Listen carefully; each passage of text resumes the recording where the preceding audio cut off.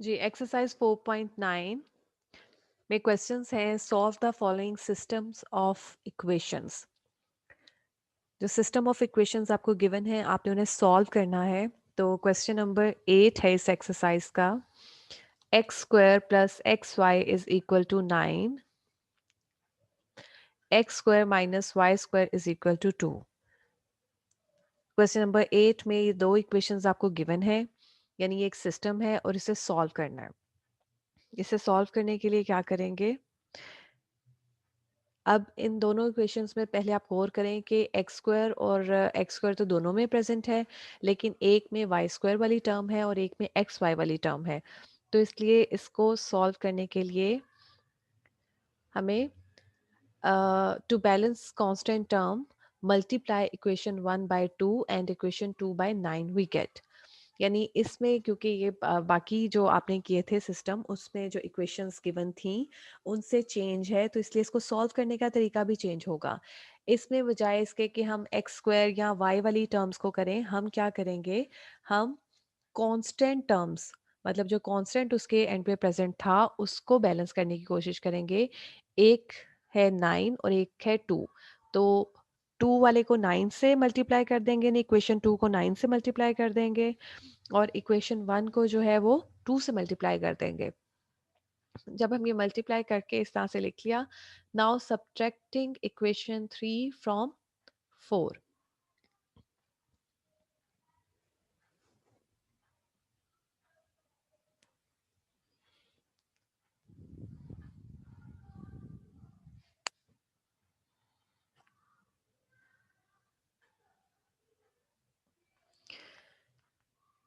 Right, यानी equation 1 को 2 से मल्टीप्लाई करना है, इक्वेशन 2 को 9 से मल्टीप्लाई करना है। ऐसा क्यों करना है, ताकि हमारी जो कांस्टेंट टर्म्स है ना, जो राइट साइड पे है 18 9 और 2, वो 18 और 18 हो जाए। उससे क्या होगा, जब हम सब्ट्रैक्ट करेंगे तो ये कांस्टेंट टर्म ख़त्म हो जाएगी। सब्ट्रैक्टिंग इक्वेशन 3 फ्रॉम 4, 3 को ऊपर लिख लिया, 9x square minus 9y square is equal to 18। Sorry, 4 को ऊपर लिख लिया क्योंकि 3 को माइनस करना है। 9x square minus 9y square is equal to 18, ये फोर्थ इक्वेशन है, इसको ऊपर लिख दिया। इक्वेशन 3 जो है 2x square plus 2xy is equal to 18, इसको नीचे लिख दिया और माइनस किया, और उसके बाद आपके पास आंसर आ गया 7x square minus 9y square minus 2xy is equal to 0। और 7x square minus 2xy minus 9y square is equal to 0, इसको थोड़ा सा अरेंज करके लिख लिया हम लोगों ने। अब ये एक इक्वेशन है जिसकी फैक्टराइजेशन हम कर सकते हैं। क्वाड्रेटिक फार्मूला भी इस पे नहीं आप लगा सकते, लेकिन फैक्टराइजेशन हम इसकी कर सकते हैं। फैक्टराइजेशन करने के लिए हम क्या करेंगे, 9 7 सा किसके इक्वल होता है, 63। ठीक है, बल्कि ये तो 9 और 7 ही इसके फैक्टर्स बन जाने, दरमियान में हमें -2 चाहिए। हम क्या बनाएंगे इसके फैक्टर्स, +7 और -9। 7x कॉमन ले लिया, x प्लस वाई आ गया, यहाँ पर 9y कॉमन ले लिया, x प्लस वाई आ गया, और आपके फैक्टर्स जो आ गए वो क्या है, x प्लस वाई और 7x minus 9y is equal to 0। Right, ये फैक्टर्स आ गए, इसको आपने x plus Y is equal to 0 किया। इसको थोड़ी देर के लिए बंद कर देते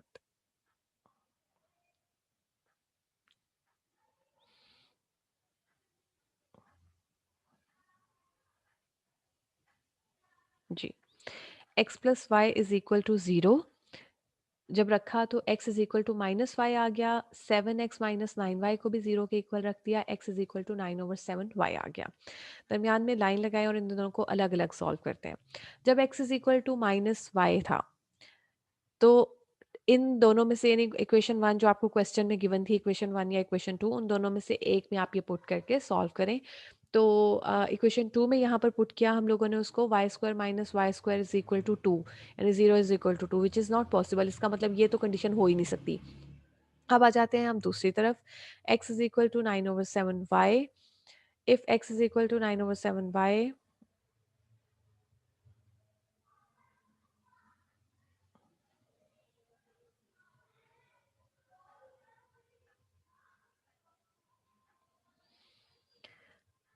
अब इसको इक्वेशन नंबर 2 में पुट करेंगे, x is equal to 9/7y को, तो एक्स स्क्वायर था 9/7 वाई का स्क्वायर आ गया minus Y square is equal to 2।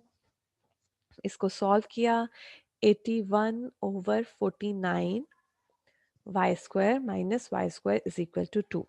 49 denominator में है, उसको ख़त्म करने के लिए हम पूरी इक्वेशन को 49 से मल्टीप्लाई कर देंगे। तो और हमारे पास आ जाएगा 81 वाई का स्क्वायर माइनस 49 वाई का स्क्वायर इज इक्वल टू 98। क्या किया है हम लोगों ने यहाँ पे?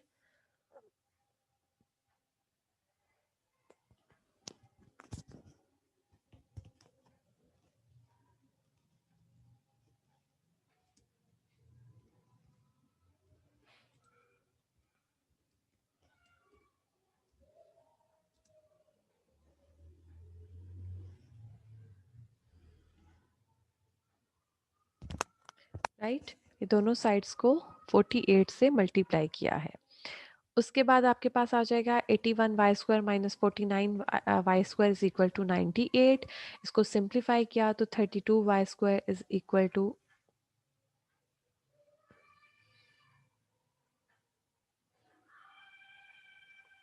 98 आ गया। Y square is equal to 98/32 which is equal to 49/16। Divide किया जस्ट 2 से, और जब आपने स्क्वायर रूट लेना है तो ये आपके पास आ जाएगा 7/4 प्लस माइनस 7/4, यानी वाई के आपके पास दो वैल्यूज आ गई।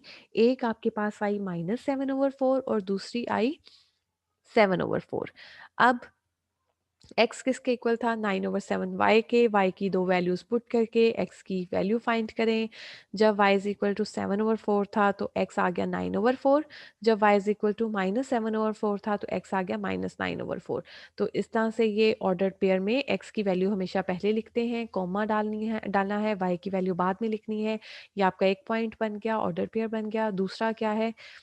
अगेन x की वैल्यू आपने पहले लिखनी है जो आपने बाद में फाइंड की है, और y की वैल्यू बाद में लिखनी है। और ये आपका आंसर आ गया। क्वेश्चन नंबर 8 आपका कंप्लीट हो गया। किया क्या है इसमें? क्योंकि दोनों इक्वेशंस में जो था एक्स स्क्वायर तो इन्वॉल्व था, लेकिन एक में एक्स वाई था, एक में वाई स्क्वायर था, और कांस्टेंट टर्म्स भी थी।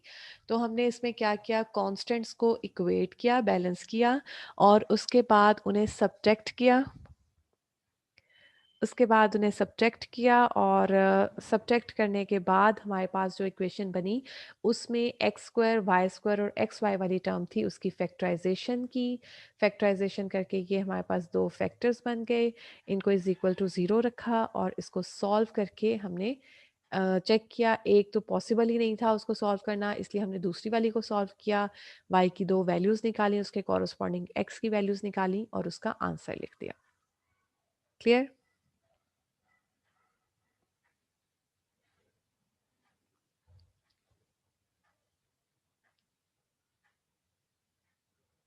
अब है question number 10। X square plus Y square is equal to 5, X Y is equal to 2। To balance coefficient multiply equation 1/2 and 2/5। ठीक है, अब इस इक्वेशन में क्या है? X square plus Y square is equal to 5 है, X Y is equal to 2 है। Again एक चेंज टाइप की इक्वेशंस आ गई हैं दोनों। इसमें भी हमने क्या करना है? हमने कांस्टेंट वैल्यू जो 5 और 2 हैं उनको इक्वेट करना है, उसको बैलेंस करना है। उसको बैलेंस करने के लिए पहली इक्वेशन को 2 से मल्टीप्लाई करेंगे ताकि वो 5 जो है वो 10 बन जाए, और जो हमारी दूसरी इक्वेशन है उसे 5 से मल्टीप्लाई करेंगे ताकि हमारा जो कांस्टेंट है वो 10 हो जाए। तो 2x square plus 2y square is equal to 10, 5xy is equal to 10। Subtracting equation 4 from equation 3, subtract करेंगे ताकि कांस्टेंट वाली जो टर्म है वो ख़त्म हो जाए। जब हमने उसको ऊपर नीचे रख के माइनस किया, यहाँ पर एक स्टेप मिसिंग है। ये देखें, यहाँ पर ही अगर आप माइनस लगा लो तो ये 10 और 10 कैंसिल हो जाएगा। 2x square plus 2y square minus 5xy answer आ जाएगा। और इसको सिंप्लीफाई करेंगे, यानी अरेंज करके लिख लिया। 2x square minus 5xy plus 2y square is equal to 0 आ गया। और इसकी फैक्टराइजेशन की, ये देखें पिछले क्वेश्चन में भी बहुत आसान थी फैक्टराइजेशन करनी, इसमें भी बहुत आसान है। -4xy minus X Y plus 2y square is equal to 0 रखा, और इस कॉमन ले लिया। x कॉमन लिया पहले में से, पहले पेयर में से, फिर दूसरे में से -2y कॉमन लिया, 2x माइनस वाई आपके पास आ गया और आपके फैक्टर्स क्या बन गए, x माइनस 2y और 2x minus Y is equal to 0। अब इन दोनों को इक्वल टू 0 रखा, x minus 2y is equal to 0 means x is equal to 2y, 2x minus Y is equal to 0 means x is equal to 1/2y। ठीक है, अब इन्हें अलग अलग सॉल्व करना है, यानी इक्वेशन 2 में ज़रूरी नहीं है कि हमेशा 2 में, पिछले क्वेश्चन में भी हमने 2 में पुट किया क्योंकि उसमें पुट करना आसान था, और इसमें भी हमने 2 में पुट करेंगे क्योंकि 2 में पुट करना आसान है, लेकिन ये कोई फॉर्मूला नहीं है कि हमेशा हमने इक्वेशन 2 में ही पुट करना है। ठीक है, तो 2 इक्वेशन क्या थी, x Y is equal to 2, अब x की जगह क्या आ जाएगा 2y, तो 2y into y is equal to 2, 2y square is equal to 2, y square is equal to 1, y is equal to plus minus 1, और ये आपके पास आ जाएगा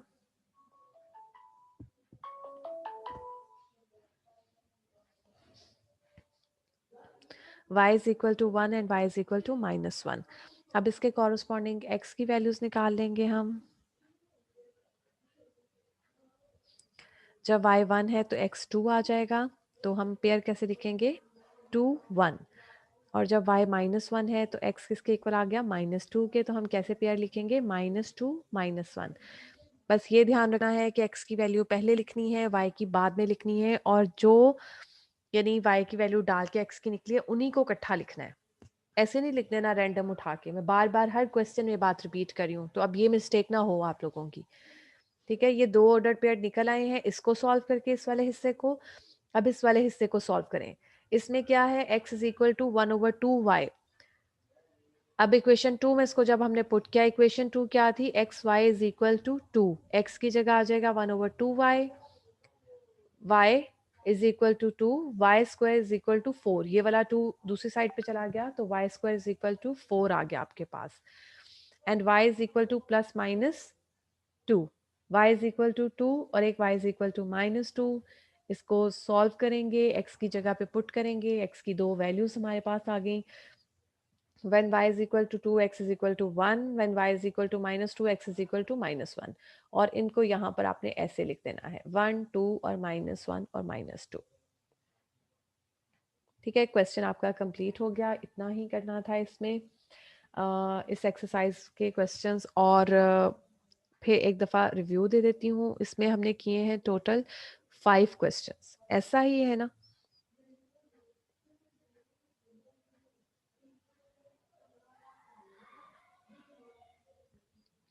क्वेश्चन नंबर 2 में इक्वेशन कैसी थी, दोनों इक्वेशंस में एक्स स्क्वायर और वाई स्क्वायर मौजूद थे। ठीक है, तो हमने सपोजिशन कर ली अपनी आसानी के लिए, एक्स स्क्वायर को u और वाई स्क्वायर को v लिख दिया। अब हमारी सेम टाइप की इक्वेशंस बन गई, तो उसको हमने सब्ट्रैक्ट किया, एक वेरिएबल की वैल्यू निकाली, दूसरे में पुट की, और बाद में एक्स और वाई की वैल्यूज निकाल के उसको सॉल्व किया। क्वेश्चन नंबर 2 जिस तरह से था, सेम क्वेश्चन नंबर 3 भी उन्हीं लाइन्स पे सॉल्व हुआ था। क्वेश्चन नंबर 5 फिर डिफरेंट मेथड का आया। क्वेश्चन नंबर 5 में क्या आ गया आपके पास, 12x square minus 25xy plus 12y square is equal to 0, और 4x square plus 7y square is equal to 148। यानी दोनों इक्वेशन में चेंज किया था कि x स्क्वायर और y स्क्वायर तो दोनों में प्रेजेंट थी, लेकिन एक में एक्स वाई वाली टर्म थी और एक में नहीं थी। तो हम लोगों ने क्या किया कि फैक्टराइज कर लिया पहली इक्वेशन को, और फिर उससे जो आंसर्स आए उसको दूसरी इक्वेशन में पुट किया और सॉल्व किया, और फिर एक्स और वाई की जो वैल्यूज हमारे पास एक फॉर्म में आ गई, एक वेरिएबल में इक्वेशन आई, उसको सॉल्व करके फिर एक्स की वैल्यूज निकाली। मतलब एक सिमेट्री है इसमें, बस आपने ये ध्यान रखना है कि ये 3 मेथड्स हैं, 3 टाइप के क्वेश्चंस हैं, और उन्हें 3 डिफरेंट, शुरू में जो थोड़ा सा डिफरेंस है बस वही है। तो इसकी अच्छे से प्रैक्टिस करेंगे तो फिर आप लोगों को मुश्किल नहीं होगी। और फिर उसके बाद क्वेश्चन नंबर 8 का और ही मेथड था, और फिर क्वेश्चन नंबर 10 जो है वो भी डिफरेंट मेथड से सॉल्व हुआ, लेकिन वो आसान है। क्वेश्चन नंबर 5 थोड़ा ज़्यादा लेंथी है, बाकी क्वेश्चंस जो हैं एज कंपेयर टू अदर आसान है। ओके जी।